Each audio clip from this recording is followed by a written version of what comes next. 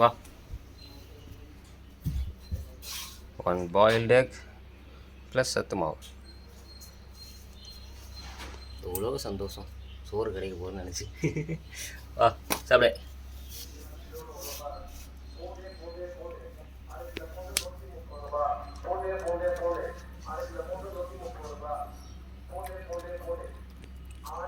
பசி, அவ்வளோ பசி.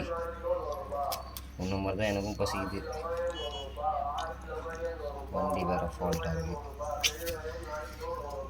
சரி சாப்பிடு சாப்பிடு.